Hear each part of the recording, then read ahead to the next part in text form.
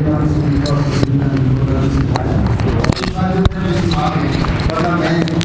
جلسوں وغیرہ میں جاتا نہیں ہوں، لوگ بہت زیادہ ناراض ہوتے ہیں، سفارشیں کراتے ہیں تو میں معذرت کرتا ہوں کہ میں نہیں جلسوں میں جاتا، نہ مجھے کوئی شوق ہے۔ اللہ نے میرے شوق سارے پہلے ہی بہت چھوٹی عمر میں پورے کر دیے تھے۔ آج ہم جو قرآن حکیم کی آیت مبارکہ میں نے آپ کے سامنے تلاوت کی ہے، اس میں اللہ کریم نے فرمایا محمد صلی اللہ علیہ وسلم میرے یہ جو محبوب ہیں یہ تمہارے مردوں میں سے کسی کے باپ نہیں بلکہ اللہ کے رسول ہیں اور آخری نبی۔ اب رسول اللہ صلی اللہ علیہ وسلم کو اللہ تعالیٰ نے آخری نبی فرما دیا، اور خود سید عالمین صلی اللہ علیہ وسلم کا ارشاد گرامی جو متعدد درجنوں حدیثوں میں یہی لفظ ہے، لا نبی بعدی، میرے بعد کوئی نبی نہیں، رسول اللہ صلی اللہ علیہ وسلم نے فرما دیا۔ 100 قرآن حکیم کی آیات مبارکہ جو ہیں اس میں حضور صلی اللہ علیہ وسلم کی ختم نبوت کا ذکر ہے۔ 100 آیات قرآن کی، 200 حدیث جو ہیں وہ رسول اللہ صلی اللہ علیہ وسلم کی ختم نبوت پہ ہیں۔ اگر وہی بیان کرنا شروع کروں تو آج شاید شام پڑ جائے اور وہ حدیث اور وہ سارا، لیکن اس بات کو سمجھنا جو ہے یہ بہت ضروری ہے۔ اللہ تعالیٰ نے جو آخری قرآن حکیم کی آیت مبارکہ نازل ہوئی، الیوم اکملت لکم دینکم واتممت علیکم نعمتی ورضیت لکم الاسلام دینا، اللہ نے فرمایا آج کے دن ہم نے آپ کا دین مکمل کر دیا۔ تو اہل معرفت فرماتے ہیں کہ کتاب بھی اس دن مکمل ہوگی اور ذات بھی مکمل ہو گئی۔ اللہ کریم نے اپنے محبوب صلی اللہ علیہ وسلم کو ایک درویش نے بڑی اچھی بات لکھی، شاہ جی انہوں نے کہا دنیا میں کبھی کسی نے اپنا محبوب بھی کسی کو دیا ہے؟ کبھی نہیں دیا۔ اور رب کا محبوب کیا تھا کہ وہ رسول اللہ صلی اللہ علیہ وسلم کی ذات پاک،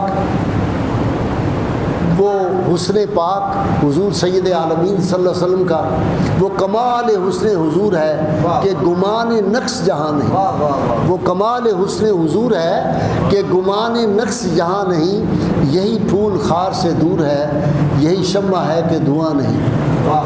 رسول اللہ صلی اللہ علیہ وسلم اللہ نے اپنا محبوب، اپنا شاہکار اللہ نے ہمیں عطا کر دیا۔ ہم وہ خوش بخت ہیں۔ میں ہمیشہ کہتا ہوں کہ اگر لوگوں کو پتہ چل جائے نا کہ رسول اللہ صلی اللہ علیہ وسلم کا امتی اور غلام ہونا کتنی بڑی بات ہے تو ہر وقت ہم وجد گناہ رہیں، وجد میں رہیں ہم۔ اس کی شان کا ہمیں پتہ چلنا ہے جب میدان حشر ہوگا اور وہاں پتہ چلے گا کہ رسول اللہ صلی اللہ علیہ وسلم فقط اتنا سبب ہے انعقاد بزم معاشر کا کہ ان کی شان محبوبی دکھائی جانے والی۔ اس دن پھر پتہ چلے گا رسول اللہ صلی اللہ علیہ وسلم کے جو امتی ہیں، وہ کسی نے کہا نا کہ میں کہوں غلام ہوں آپ کا، وہ کہیں کہ ہم کو قبول ہے۔ جس دل میں رسول اللہ صلی اللہ علیہ وسلم سے ذرا سی محبت ہوگی، ختم نبوت سے پہلے یہ حدیث آپ کو بیان کر لوں۔ سیدنا عبداللہ بن عمر رضی اللہ تعالیٰ عنہ، یہ کیسے عظیم صحابی تھے، کیسے عاشق رسول تھے۔ جب یہ جمعہ پڑھنے آتے، نماز پڑھنے آتے نا مسجد نبی میں، تو جیسے یہ ممبر ہے اس پہ ہاتھ ایسے کر کے لگاتے، جہاں رسول اللہ صلی اللہ علیہ وسلم کے قدمین پاک لگے تھے، آپ خطبہ دیتے تھے نا بیٹھ کے، وہاں ایسے کر کے ہاتھ مارتے، پھر اپنے چہرے پہ ملتے کہ میرے آقا کے قدم یہاں لگے تھے۔ یہ وہ ہیں۔ اور آج ہماری بد نصیبی ہے، سروں پہ امامے باندھے ہوئے ہیں، جبے پہنے ہوئے ملاؤں نے، اور کہتے ہیں جس آدمی نے رسول اللہ صلی اللہ علیہ وسلم کے اس ممبر مبارک پہ گھوڑوں اور گدھوں کے پیشاب کرائے، خچروں کے، اس کو کہتے ہیں کہ اس کو غلط نہیں کہنا۔ یزید نے رسول اللہ صلی اللہ علیہ وسلم کی مسجد نبی میں 3 دن گھوڑے باندھے، شرابیں پی گئیں، وہاں پہ پیشاب کیا گھوڑوں نے، اور رسول اللہ صلی اللہ علیہ وسلم کی مسجد پاک میں نہ نماز ہوئی نہ اذان ہوئی 3 روز تک۔ اور سارے مدینہ کے آرڈر یزید نے کر دیا جس گھر میں چاہو داخل ہو جاؤ اور جو کنواری ملے، جو عمر رسیدہ، ہر ایک کے ساتھ تم زنا کرو۔ 1000 پاک باز بیویوں کے ساتھ زنا کیا گیا۔ رسول اللہ صلی اللہ علیہ وسلم کے جو صلح حدیبیہ کے موقع پر صحابہ کرام موجود تھے، ایک ایک صحابی کو شہید کیا گیا، پکڑ کے قتل کیا گیا، ایک صحابی نہیں بچا باقی۔ صلح حدیبیہ والے آج کے ملا اٹھتے ہیں، کل میں ایک مفتی کی، میں ان کو مفتری کہتا ہوں، مفتری ہوتا ہے جو الزام لگانے افتراء والا، وہ بدبخت سفید داڑھی کے ساتھ کراچی سے خطاب کر رہا ہے اور وہ کہہ رہا ہے یزید کو برا نہیں کہنا، یزید کے میں کوئی برائی نہیں تھی، وہ تو بڑا نیک آدمی تھا۔ میں نے کہا تم اپنا رشتہ اس سے جوڑو، تم اس کے سالے ہو، ہم یزید کو لعنتی ملعون اور میں کافر سمجھتا ہوں۔ کل لاہور میں رات کو میں نے خطاب کیا ختم نبوت کا، وہاں کم از کم 1000 عالم دین بھی موجود تھا۔ میں نے کہا 1000 عالم دین بیٹھے ہو، اسٹیج والے سامنے، سب سے ایک سوال ہے اور آپ سے بھی وہی سوال کر رہا ہوں، اور اس سوال کا جو جواب دو گے یہ نقش ہو رہا ہے اس مسجد میں، ملائکہ یہ سب چیز نوٹ کر رہے ہیں۔ اللہ کے محبوب نے فرما دیا نا، ملائکہ جہاں ذکر ہو اللہ رسول کا وہاں ملائکہ کا نزول ہوتا ہے، یہاں فرشتے ہیں، ہماری نگاہ ہو۔ اقبال کہتے ہیں نا، اگر دیکھے تو ہے باریک فطرت کا حجاب اتنا، نمایاں ہے فرشتوں کے تبسم ہائے پنہان۔ فرشتے مسکرا رہے ہوتے ہیں آپ جب سبحان اللہ کہتے ہیں، وہ کہتے ہیں واہ حضور کے امتی سبحان اللہ کہہ رہے ہیں۔ تو میں یہ عرض کر رہا تھا کہ میں نے انہیں ایک سوال کیا کل سارے بندوں کو، میں نے کہا یہ بتاؤ کوئی آدمی نمازی ہو، پرہیزگار ہو، ہمیشہ روزہ رکھتا ہو، قائم اللیل صائم الدہر ہو، وہ رسول اللہ صلی اللہ علیہ وسلم کی شان پاک میں گستاخی کرے، حضور کو سب و شتم کرے، حضور کو گالی دے، تو میں نے کہا بتاؤ وہ مسلمان رہ جائے گا؟ کہنے لگے نہیں، اس سے کافر ہو جائے گا۔ تو میں نے کہا وہ ہستیاں جو دوش مصطفیٰ پہ کھیلتی رہیں، جن کو حضور نے فرمایا یہ میرے جگر کے ٹکڑے ہیں، یہ میرے شہزادے ہیں، یہ میرے جنت کے پھول ہیں، رسول اللہ صلی اللہ علیہ وسلم ان کی خاطر سجدوں کو طویل کر دیتے تھے، حضور صلی اللہ علیہ وسلم ان کو سونپتے تھے، رسول اللہ صلی اللہ علیہ وسلم ان کی زبان کو چوستے، وہ حضور کی زبان کو چوستے تھے، آپ صلی اللہ علیہ وسلم ان کی پیشانیوں کو بوسے دیتے تھے، جس کے بارے میں رسول اللہ فرمائیں سیدہ فاطمہ کے کاشان پاک سے گزرتے ہوئے اللہ کے محبوب صلی اللہ علیہ وسلم نے آواز سنی امام حسین کے رونے کے، اندر تشریف لے گئے، کہا فاطمہ حسین کو رونے نہ دیا کرو، مجھ سے اس کا رونا برداشت نہیں ہوتا۔ اس حسین پاک کے جسم کے ٹکڑے کیے گئے، اوپر گھوڑے دوڑائے گئے، ان کے سر انور کو نیزے پہ لٹکا کے کوفہ سے لے کر دمشق تک سفر کیا، اور رسول اللہ صلی اللہ علیہ وسلم کے خاندان پاک کی وہ پاک باز بیویاں جن پہ گندی نگاہیں ڈالی گئیں، جن کو پا بجولا پاؤں میں بیڑیاں ڈال کے ننگے اونٹوں کے اوپر سفر کر کے روز کی آدھی روٹی یا ایک روٹی دیتا تھا، اس یزید کے بارے میں آج کا ملا اٹھ کے کہتا ہے کم از کم اس کو رحمۃ اللہ علیہ تو کہنا چاہیے۔ میں نے کہا بتاؤ مسلمان رہ جائے گا؟ امام حسن بصری رحمۃ اللہ علیہ قربان جاؤں، ہمارے 4 سلاسل ہیں نا بڑے، نقشبندی، چشتی، قادری، سہروردی، 3 سلاسل کے جو امام ہیں وہ امام حسن بصری ہیں، ان تک پہنچتا ہے سلسلہ، حضرت علی سے ڈائریکٹ خلیفہ ہیں امام حسن بصری۔ امام حسن بصری فرماتے ہیں اگر یزید قائم اللیل صائم الدہر ہوتا، تہجد گزار ہوتا، سارا سال روزے رکھنے والا، سارا سال نماز نفل پڑھنے والا، پھر بھی اس ظالم کو بادشاہ بنانا جو تھا یہ بہت بڑا ظلم تھا، نہیں وہ اس قابل تھا، ہم اس کو رحمۃ اللہ علیہ کہتے ہیں۔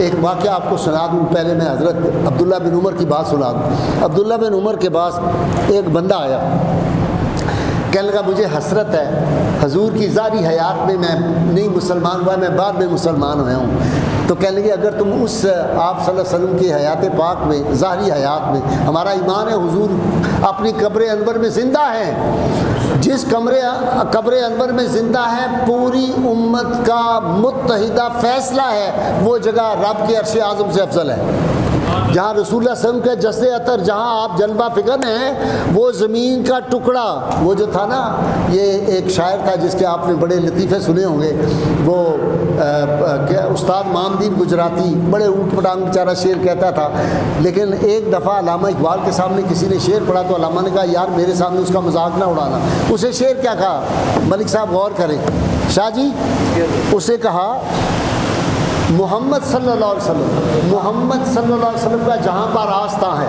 محمد کا جہاں پر آستاں ہے، زمین کا اتنا ٹکڑا آسماں ہے، زمین کا اتنا، عرش اعظم سے افضل ہے جہاں رسول اللہ صلی اللہ علیہ وسلم اس وقت گنبد خضرا کے مکین ہیں۔ اور مرزا بدبخت قادیانی پتہ کیا کہتا ہے، وہ گندی اور غلیظ جگہ پہ نعوذ باللہ حضور صلی اللہ علیہ وسلم جو ہے وہ مقید ہے، وہاں ان کو رکھا ہوا ہے، اس سرزمین کے جو ذرے ہیں وہ ہماری آنکھوں کا سرما ہے، جس کو وہ مل جائے۔ میرے لیے ہر گلشن رنگی سے بلی ہے، کانٹے کی وہ ایک نوک جو طیبہ میں پلی ہے، اے راہروان شوق یہاں سر کے بال چلو، طیبہ کے راستے کا تو کانٹا بھی پھول ہے۔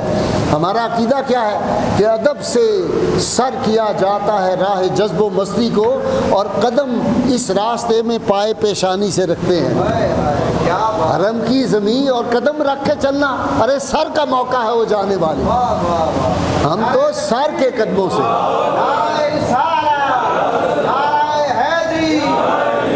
ہماری لڑائی کیا ہے؟ تو سیدنا عبداللہ بن عمر سے کہنے لگا کاش حضور کی ظاہری حیات میں مسلمان ہو جاتا تو میں حضور کے پائے اقدس کو بوسے دیتا، میں آپ کے دست مبارک کو بوسے دیتا، میں سرکار کے کندھوں کو بوسے دیتا، سرکار کی پیشانی کو بوسے دیتا۔ تو حضرت عبداللہ بن عمر نے کہا میں تمہیں ایک بات پھر سناؤں، اس سے بھی بڑی بات، تم خوش ہو جاؤ گے۔ کہہ لے کیا؟ حضرت عبداللہ بن عمر نے فرمایا کہ اللہ کے محبوب نے فرمایا جس آدمی کے دل میں ایک جو کے برابر بھی محبت ہوگی اس کو جہنم کی آگ نہیں جلا سکتی۔ تو ہمیں تو آقا کریم صلی اللہ علیہ وسلم کی ہر نسبت سے پیار ہے۔ تو کل میں نے اس لیے پوچھا، اب ایک بات کہ آپ کو سناؤں تو آپ کو سارا معاملہ سمجھ آ جائے، ادب کا معاملہ سمجھ آ جائے۔ حضرت وحشی حبشی رضی اللہ تعالیٰ عنہ کا آپ کو پتہ ہے، نام سنا ہوا ہے۔ یہ جب کفر میں تھے تو ابو جو تھا وہ ابو سفیان کی جو تھی بیگم ہے ہند، بعد میں مسلمان ہو گئی تھی فتح مکہ کے وقت، اس کا یہ غلام تھا، اس کو بہت انعام کی لالچ دی تھی کہ تم حضرت امیر حمزہ کو جو ہے شہید کرو۔ حضرت امیر حمزہ کو حضرت وحشی حبشی نے شہید کر دیا۔ فتح مکہ کے موقع پر مسلمان ہو گئے، رحمۃ اللہ العالمین نے ان کو معاف کر دیا۔ جو صحابی رسول ہیں ہمارے سر کا تاج ہے، حضور نے جس کو معاف کر دیا، ہم کون ہوتے ہیں اس کے بارے میں کوئی بات کرنے کی؟ ہوا کیا؟ رحمۃ اللہ العالمین ہیں، رحمت کے کلزم ہیں حضور صلی اللہ علیہ وسلم، اپنے دشمنوں کو معاف کرنے والے۔ لیکن وحشی کو کہا وحشی تم میرے سامنے نہ بیٹھا کرو، جب آؤ میرے سائیڈ پہ بیٹھو، میری پشت پہ بیٹھو۔ جب تم سامنے آتے ہو نا مجھے چچا کا دکھ یاد آ جاتا ہے، مجھے چچا کا دکھ یاد آتا ہے، وہ امیر حمزہ کی شہادت یاد آتی ہے، ان کے جسم کے ٹکڑے کیے، ناک کاٹا گیا، کان کاٹے گئے، اور پھر وہ ہند نے اس کا جو تھا وہ ہار بنایا اپنے گلے میں ڈالا۔ اب اللہ کے محبوب صلی اللہ علیہ وسلم میرے سامنے آتے ہو تو مجھے وہ دکھ ہوتا ہے۔ تو مجھے بتاؤ جس یزید نے ان لبہ مبارک کو جن کو رسول اللہ بوسے دیتے تھے ان پہ چھڑیاں ماری، ان کی گردن جو تھی وہ نیزے کے اوپر تھی، اس دربار یزید میں ان کو چھڑیاں ماری گئی۔ مجھے بتاؤ گنبد خضرا کے مکین کے سامنے جب کوئی کلمہ وہ کہتا ہوگا یزید کو رضی اللہ تعالیٰ عنہ کہنا چاہیے، رحمۃ اللہ علیہ کہنا چاہیے، حضور کو برداشت ہوگا؟ قیامت کے روز یہ کیا منہ دکھائیں گے اپنے آپ کو؟ میں لوگوں سے کہتا ہوں ان مولویوں سے، ان پیروں سے جو یزید کی حمایت میں اس طرح کی باتیں کرتے ہیں، اپنا تعلق توڑ دو۔ کیوں؟ میرا تو کوئی ذاتی کام نہیں ہے، میں نے تو کوئی جائیداد نہیں اس سے بنانی، لوگوں نے تو پیسے لینے ہوتے ہیں، میں نے تو کوئی پیسے نہیں لینے کسی سے۔ اس لیے کہتا ہوں کہ اللہ کے محبوب صلی اللہ علیہ وسلم نے فرمایا المرء مع من حبہ، آدمی قیامت کے روز اسی کے ساتھ ہوگا جس سے محبت کرتا ہے، اور یزید سے محبت کرنے والوں سے بھی اگر تم محبت کرو گے تو اسی کے ساتھ ہوگے۔ یزید کے بارے میں اللہ کے محبوب نے فرما دیا تھا جو حسین کے قاتل ہوں گے، اللہ نے جتنا عذاب ساری دنیا کو دینا ہوگا نصف عذاب اس کے برابر ان کو ملے گا، یزید اور اس کے ساتھیوں کو وہ ملے گا۔ اور ان کے لیے اسپیشل اللہ تعالیٰ نے جہنم میں صندوق بنائے ہوئے ہیں، جہنم میں ان کو تالے لگے ہوئے ہیں، ان صندوقوں کے اندر یزید کو، اس کے ساتھیوں کو اور ان ملاؤں کو جو یزید کو رحمۃ اللہ علیہ رضی اللہ تعالیٰ عنہ، یہ اپنے آپ کو عاشق رسول کہنے والوں کو شرم نہیں آتی جب کہتے ہیں جی یزید کو برا نہیں کہنا، اپنے ناموں کے ساتھ مفتی الحاج فلاں پتہ نہیں کیا کیا لکھتے ہیں، بغض ہے۔ اب آپ کو میں سناؤں کہ یہ مسئلہ کیا ہے ہمارا، قادیانیت کے ہم خلاف کیوں ہیں۔ کل 7 ستمبر تھا اور یہ وہ دن تھا جس دن پاکستان جس مقصد کے لیے بنایا گیا تھا وہ مقصد ہم نے حاصل کیا۔ اس میں سے ایک مقصد یہ تھا کہ رسول اللہ صلی اللہ علیہ وسلم کی ناموس کی اور آپ صلی اللہ علیہ وسلم کی ختم نبوت کی حفاظت ہو جائے۔ کیوں؟ یہ پلر ہیں آپ کی مسجد کے، یہ 2 پلر ہیں نا، آپ کو نظر آ رہے ہیں۔ اگر میں ان پلروں کو گرا دوں، میں اگر یہ جو بنا ہوا ہے اوپر شیطین، اس کو کیا کہتے ہیں میاں ملک صاحب، یہ جو بیم جو بنا ہوا ہے، میں اس کو گرا دوں تو یہ مسجد کی چھت رہ جائے گی؟ اسلام کی عمارت ختم نبوت کے عقیدے پہ کھڑی ہے، اگر اس کو ہم گرا دیں گے تو اسلام نہیں باقی رہے گا۔ اب اس کی اہمیت کا اندازہ کریں، 10 سال رسول اللہ صلی اللہ علیہ وسلم مدینہ منورہ میں جو جہاد کیا، 82 جنگیں ہوئی کفر کے خلاف۔ یہ نوجوانوں تمہیں کہہ رہا ہوں میری باتیں لکھ لو، یہ کبھی نہیں آپ کو پتہ چلے گی۔ 82 جنگیں 10 سال کے ایریے میں 10 لاکھ مربع میل میں محمد عربی صلی اللہ علیہ وسلم کی سلطنت پھیلی۔ آج تو رسول اللہ کی سلطنت ساری کائنات پہ ہے، ہمارا ایمان ہے۔ یہ حضور کا زمانہ ہے، ہم عہد مصطفیٰ میں جی رہے ہیں قیامت تک۔ اور امر ندیم قاسمی نے کہا یا رسول اللہ تجھ سے پہلے کا جو ماضی تھا ہزاروں کا صحیح، اب جو تا حشر کا فردہ ہے وہ تنہا تیرا۔ اب یہ رسول اللہ کا زمانہ ہے، ہم حضور کے وہ زمانے میں ہم جی رہے ہیں۔ تو میں یہ عرض کر رہا تھا کہ 82 جنگیں ہوئی 10 سال کے عرصے میں، ٹوٹل جو جانیں اس میں گئیں 259 مسلمان شہید ہوئے، 759 کافر جو تھے وہ کام آئے۔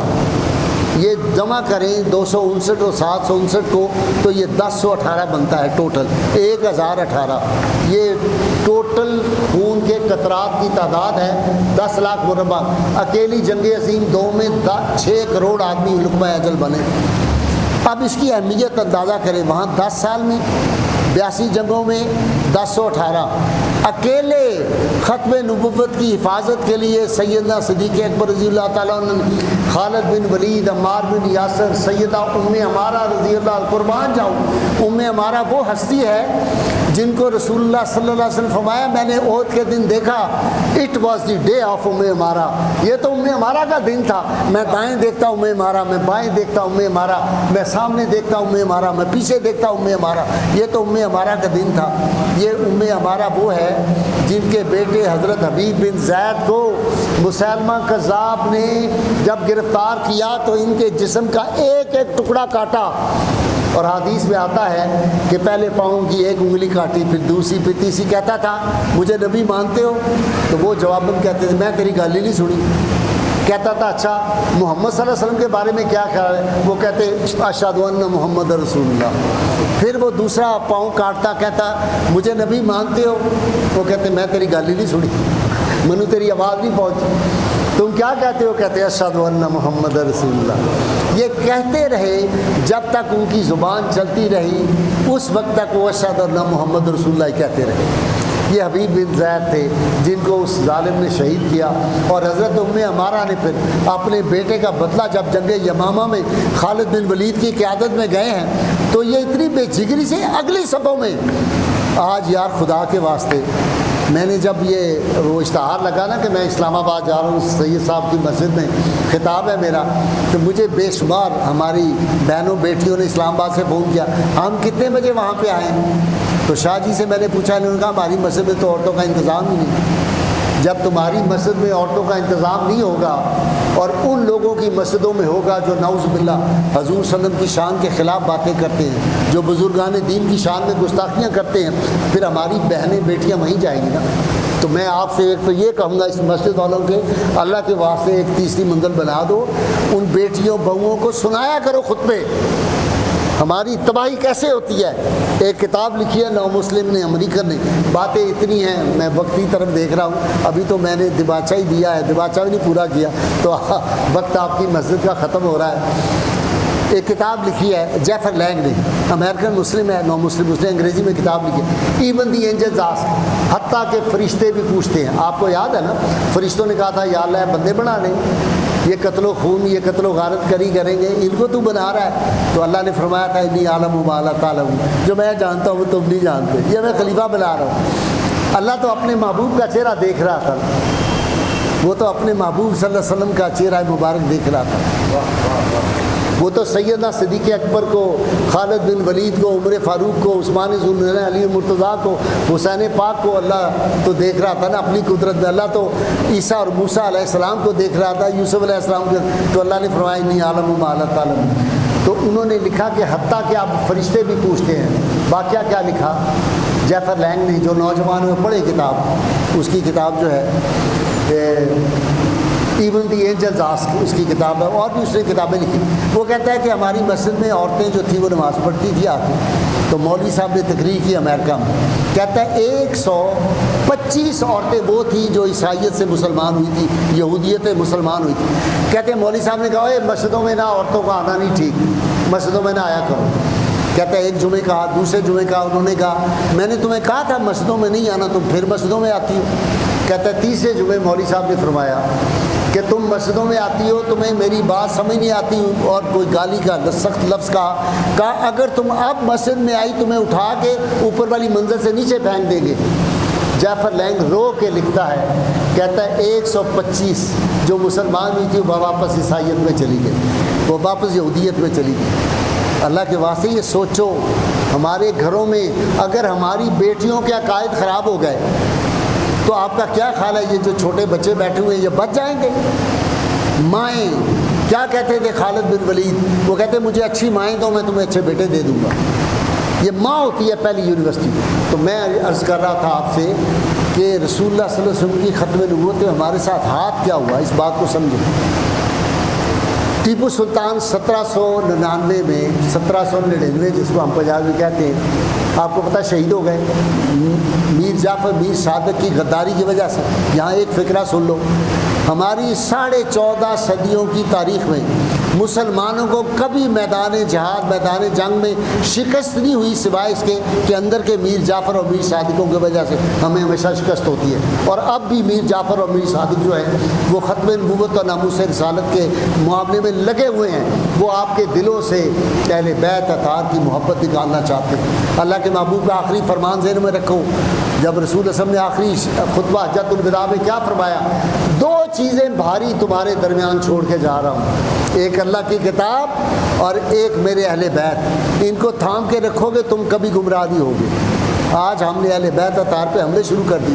ہم نے کہا سیدہ فاطمہ خطا کار تھی نعوذ باللہ من ذالک. ہم نے کہا جس نے امام حسن حسین کو شہید کیا ہم نے ان لوگوں کو رضی اللہ تعالیٰ, ہم نے ان کو علیہ السلام کہنا. ہم نے یزید کی تعریفیں شروع کر دی نعوذ باللہ من ذالک. یزید کی ماں کی تعریفیں جو عیسائی خاندان سے, تو اس کی تعریفیں شروع ہوئے ہیں, اور امام پاک کی. تو اس لیے بھائی یہ جو ہے نا امام محمد باقر اور امام زین العابدین فرمایا کرتے تھے کہ یہ جو ہے نا بات اعتصموا بحبل اللہ جمیعا ولا تفرقوا, کہ اللہ کی رسی کو مضبوطی سے پکڑ لو اور آپس میں فرقے نہ بنو. تو کہتے تھے اللہ کی رسی ہم اہل بیت ہیں, ہمارے ساتھ محبت کا تعلق ہوگا تو تمہارا بیڑا پار ہوگا. اللہ کے محبوب نے فرمایا میرے اہل بیت کی مثال کشتی نوح کی ہے. جس طرح کشتی نوح میں جو بیٹھا تھا طوفان سے بچ گیا تھا, طوفانوں سے بچنا ہے تو کشتی نوح میں بیٹھنا ہوگا تمہیں اہل بیت اطہار کا ادب احترام اور یزید کو لعنتی ملعون کہنا ہوگا. اس سے بڑا لعنتی کون ہے جس نے سارا خاندان پاک شہید کر دیا. ان پاک بیبیوں کو جس طرح وہ لے کے گئے اور جس طرح مدینہ منورہ میں لوٹ مچائی. 1000 ناجائز بچے پیدا ہوئے واقعہ ہررا کے بعد. 1000 پاک بیبیاں نکاح کے بغیر حاملہ ہو گئی تھی اس دور میں. یہ ظلم کیا یزید نے, صحابیوں کو چن چن کے اس نے قتل کیا. پاکستان میں جو اسلام کے نام پہ حاصل کیا گیا, یہ رسول اللہ کے نالین پاک کے صدقے ہم نے حاصل کیا, وہاں پہ ہم اس طرح کی باتیں آج ہمیں سننے کو مل رہی ہیں. یہ جو ہم پہ عذاب آتے ہیں نا, کبھی کرونا کا کبھی ڈینگی کا, اس کی وجوہات یہ ہوتی ہے ہمارے اعمال کی وجہ سے. اب میں مختصر کر رہا ہوں. شاہ جی نے مجھے کہا تھا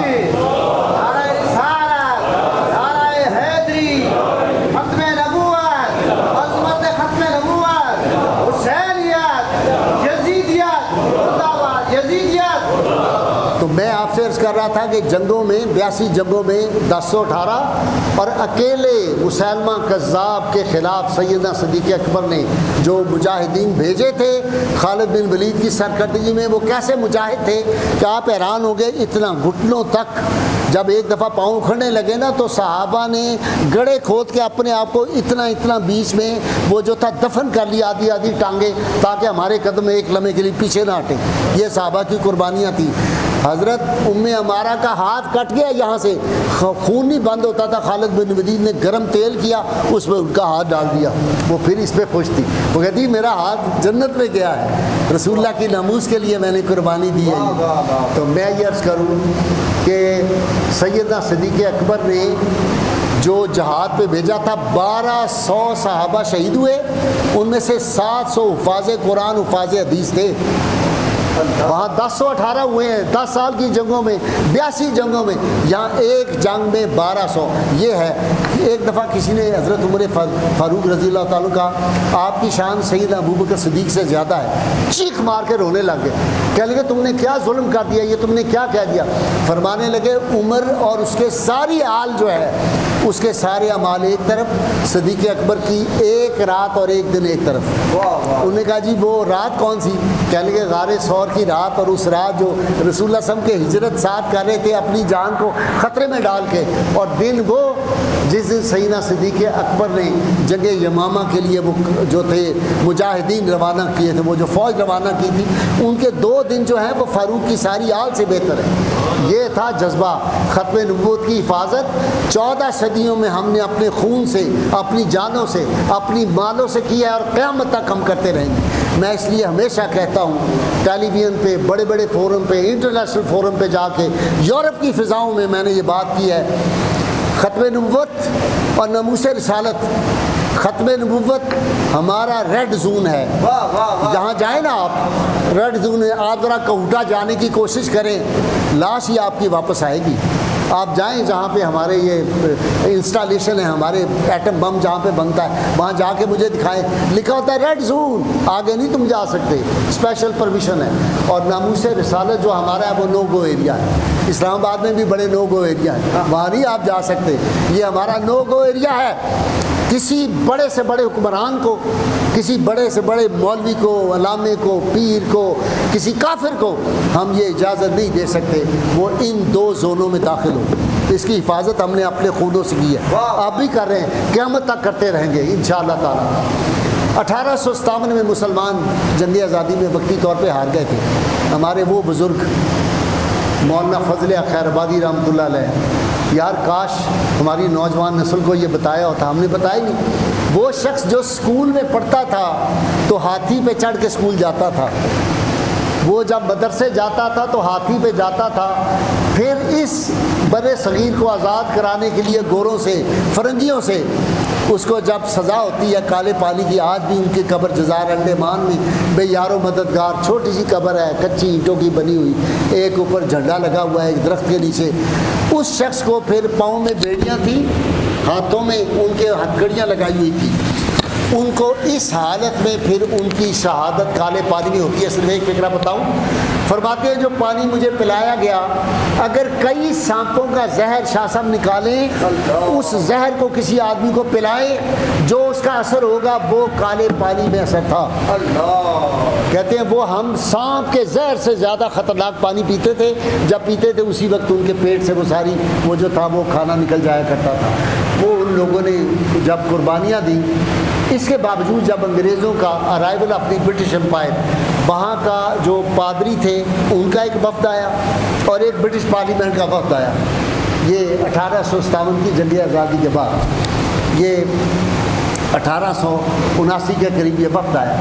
انہوں نے آ کے سارے ہندوستان کا دورہ کیا، واپس جا کے رپورٹ دی۔ رپورٹ میں کیا لکھا؟ انہوں نے کہا بر صغیر کے مسلمان اپنے پیغمبر سے نسبت عشقی رکھتے ہیں۔ واہ واہ سبحان اللہ۔ یہ اس کے نام پہ مسلمان نمازی ہو نہ ہو، روزہ رکھنے والا، ان کے پیغمبر کے خلاف بات کریں، اپنی جان جو ہے پیش کر دیتے۔ ممتاز قادری آپ کے سامنے ہی ہیں، عامر چیمہ آپ کے سامنے ہی ہیں، اور لوگ آپ کے سامنے نوجوان۔ تو انہوں نے کہا کہ یہ پرماننٹ، ہم نے وقتی طور پہ شکست دی، پرماننٹ ہم یہاں امن قائم نہیں رکھ سکتے، اس کے لیے ہمیں کیا کرنا ہوگا؟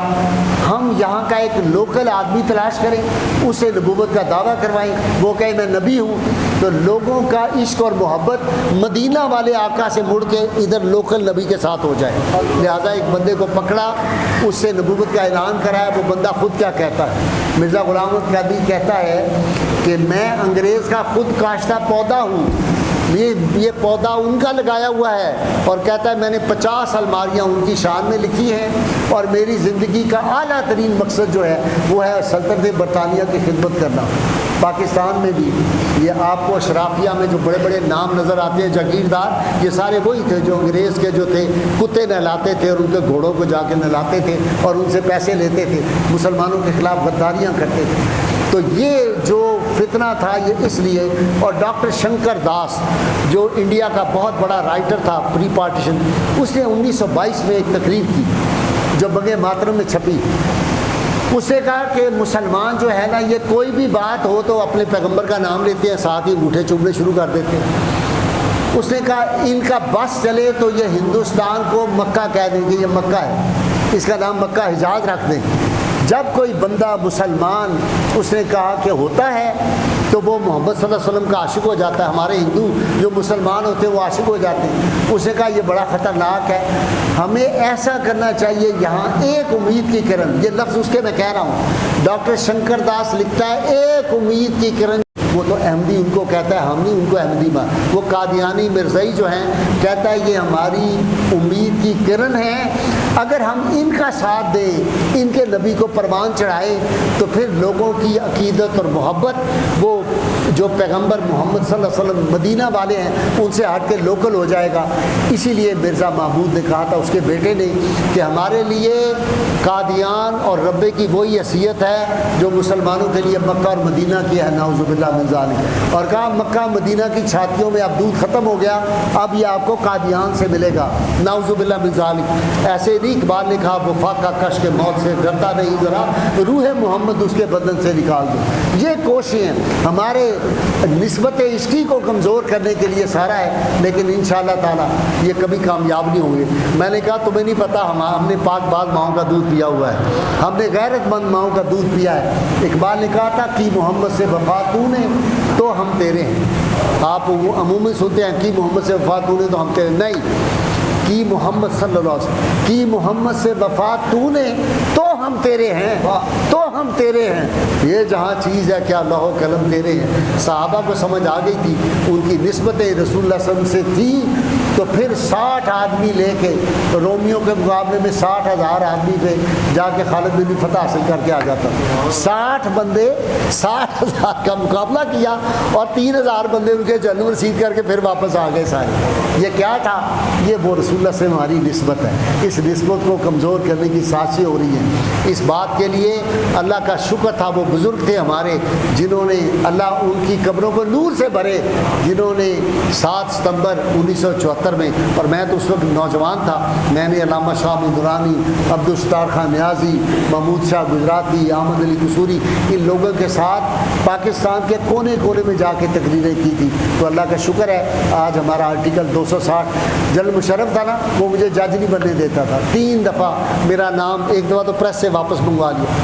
جب اس کو جا کے لوگوں نے پوچھا کہ غازی صاحب بڑے شریف آدمی ہیں, بڑے نیک آدمی, اس نے کہا یہ احمدیوں کا بہت بڑا دشمن ہے, انہوں نے مجھے اس کی تقریریں, اس کے مضامین بھیجے ہیں, یہ تو بڑا خطرناک آدمی ہے.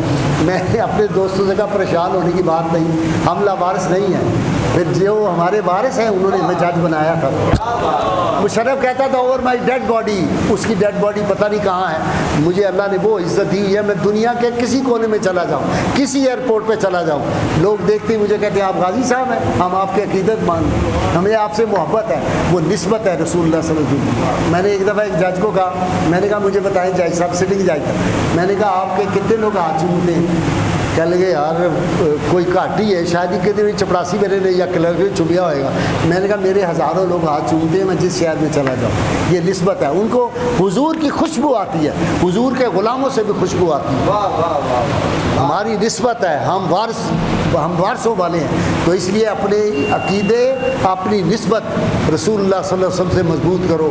نگاہ عشق و مستی میں وہی اول, وہی آخر, وہی قرآن, وہی فرقان, وہی یاسین, وہی طہ, وہ دانائے سبل ختم الرسل مولا کل, جس نے غبار راہ کو بخشا فروغ وادی سینہ. وآخر دعوانا الحمدللہ رب العالمین.